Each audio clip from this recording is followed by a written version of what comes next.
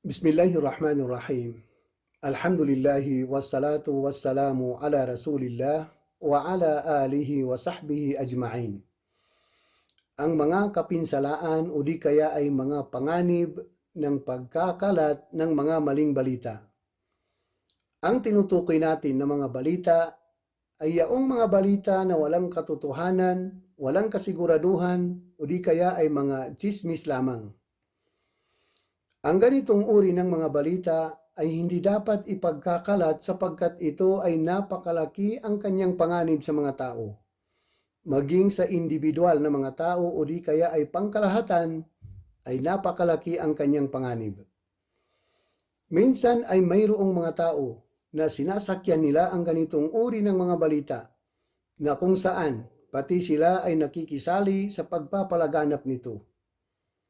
Sa panahon natin ngayon ay hindi lamang sa pamamagitan ng personal na paraan ang pagpapalaganap ng mga kwento at mga balita, kundi pati sa social media, ito ay ginagamit sa pagpapalaganap ng mga kwento at mga balita.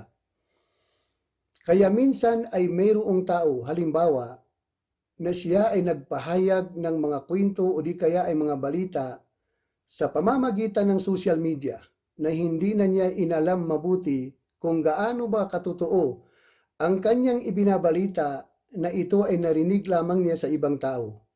Ito ba ay makatotohanan o di kaya ay paninirang puri lamang o di kaya ay maling pagbibintang sa ibang tao, sa ibang bansa, sa ibang komunidad o di kaya sa ibang pamilya. Kaya sa pamamagitan nito ay maraming pamilya na nasira dahil sa mga maling balita o di kaya ay dahil sa mga maling pagbibintang. Maraming mga inusinting tao na nasira dahil sa mga maling balita. Maraming mga taong nagmamahalan pagkatapos ay nag-aaway-away dahil sa mga maling balita. Maraming mga pantas ng Islam na sinisiraan, iniinsulto, inaalipusta at kinukutya dahil sa mga maling balita at mga kwento na laban sa kanila na walang katotohanan. Ang ganitong mga gawain ay nangyari din sa kapanahunan ng Prophet Muhammad sallallahu alaihi wasallam.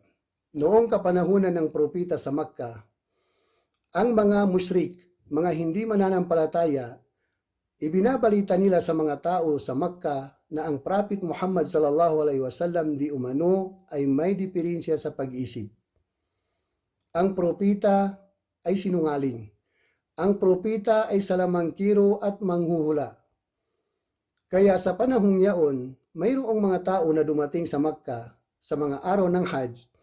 Ang iba sa kanila ay hindi na nila pinakikinggan ang mga mensahe ng Prophet Muhammad sallallahu alaihi wasallam dahil sa mga maling balita na narinig nila sa mga tao mula sa mga taong hindi mananampalataya. Subalit hindi rin nagwagi ang mga musyrik sa kanilang maitim na balakin laban sa propeta na kung saan ang gusto nila ay matigil ang paghihikayat ng Prophet Muhammad sallallahu alaihi wasallam sa mga tao tungo sa pananampalatayang Islam. Ganun din ang nangyari sa Madina noong kapanahunan ng propeta sa Madina. Nabiktima ng maling mga balita ang kanyang asawa na si Aisha radhiyallahu anha.